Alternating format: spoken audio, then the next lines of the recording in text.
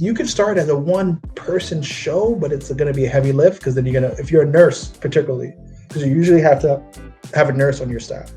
So you have to have one nurse, one administrator. It's a typical format. A nurse solo shop could be nurse and administrator together.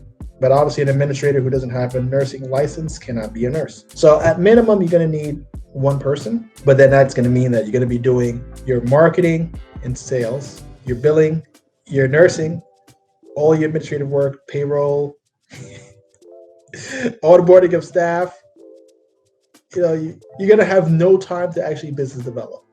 And that's why when you start bootstrapped with no money, and this is why maybe 90% of home healthcare companies are doing like less than $1 million in revenue a year. And most businesses fail because they start out undercapitalized, don't reinvest money into the business, and just have poor business acumen. How do you recruit good quality caregivers? First thing is you need to define what is good and quality to you. You need to establish your mission, your vision, and your core values for your company. And those core values for your company should mirror truly what you're looking for out of your employees. So what's going to make a good employee is going to be, do they satisfy those core values that you have? So once you have that defined, when you're interviewing and you're asking questions, you need them to give you really rich answers that exemplify that they are that person that shares the same value sets as you. If being timely really matters to you, then you're going to need to really test for timeliness. Do they arrive early to the interview? How are they prepared? Do they arrive early to their shifts? Are they consistently on time with do they deliver things in the timely fashion that they say that they're going to deliver it? And that's going to all be telling if they're timely and that's what you value. So you need to know those things. And when you're recruiting what you perceive to be good, right? You need to be able to test for what that good actually is.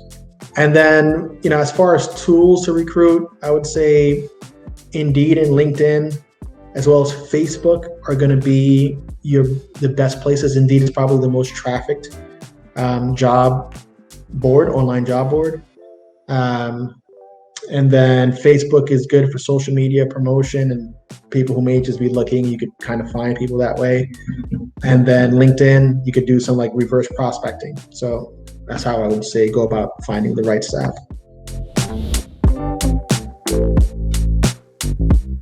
Go to your state Department of Health.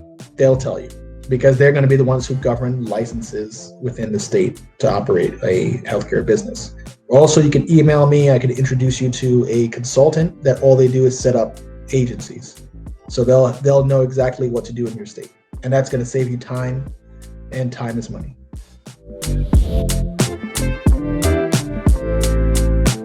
Be organized. Have all your policies organized. Understand what your policies say. Make sure you have all your signage up, your labor law posters, everything that's expected of you. I don't know if you have a consultant who's helping you get started, but the surveyors usually have a checklist of what they expect. So if you had a consultant, they should have kind of gave you what to look for, but your labor laws, your workers' comp, all your policy and procedures, understand them. Your initial admissions packet, a sample, patient chart, all these things, you should be prepared and have them and know where to get them. So when they ask for something, you got it for them. That way you don't seem like a bumbling idiot who shouldn't have an agency. You get what I'm saying? So, and then just, don't be nervous and try, do your best.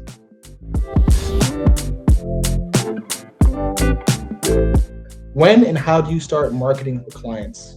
Just to be clear, marketing for clients is really the process of identifying how you're going to target people or where your customers may be. And I know people use the term marketing as advertising the same way.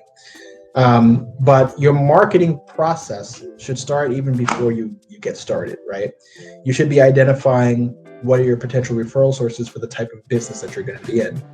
Are you going to be a exclusively private pay home healthcare agency? Are you going to be a skilled home healthcare agency? Are you going to be a Medicaid agency? Are you targeting long-term care plans, both private long-term care insurers or the managed long-term care plans? All of that's going to dictate how you go about targeting your audience that you expect to be your customer. So if you're looking at a private pay company, you're going to be focusing mostly on upper middle class to high net worth people, because they're going to either have long-term care insurance policies or the free cash to pay for their personal care, right? You're going to be charging $20, $25, $30 an hour for the services. Not everybody can swing $30 an hour for help. So the type of people who can are going to be the upper middle class and high net worth people, where $30 an hour is not changing their expense model too much, right?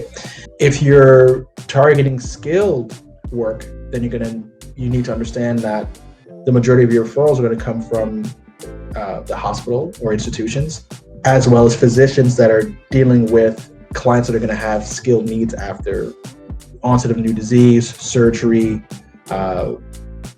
certain disease types. Like cardiologists are really good for potentially generating home healthcare referrals, orthopedic surgeons as well, especially on the physical therapy side. So if you're targeting the Medicaid population, then you potentially are going to need to find low income, because Medicaid is a state entitlement for low income people. So you're going to first have to target where low income people who have this home care need, potentially enroll them into the managed care plans, maybe even enroll them into Medicaid. So your entire operation is going to be different depending on what customer group you're going for. But once you've identified what type of agency you're going to be, what customer segment you're going to be, then it's just a matter of deciding what is going to be your best method. Now, all of this should be happening as you're first just even thinking about starting an agency.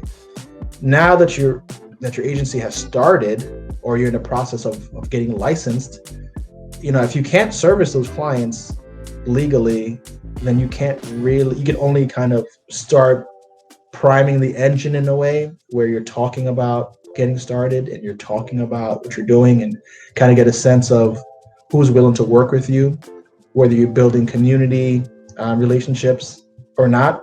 But if you start getting referrals for services and you're not legal to operate, it's like a chicken egg sort of debate. You're going to need to decide, what's the appropriate time to start building the framework. Now, in a lot of states, you're going to have to provide pro bono services prior to your survey date, so that there's something to survey to see, are you Medicare ready? So you might start marketing for these pro bono patients, these patients that you're going to service for free.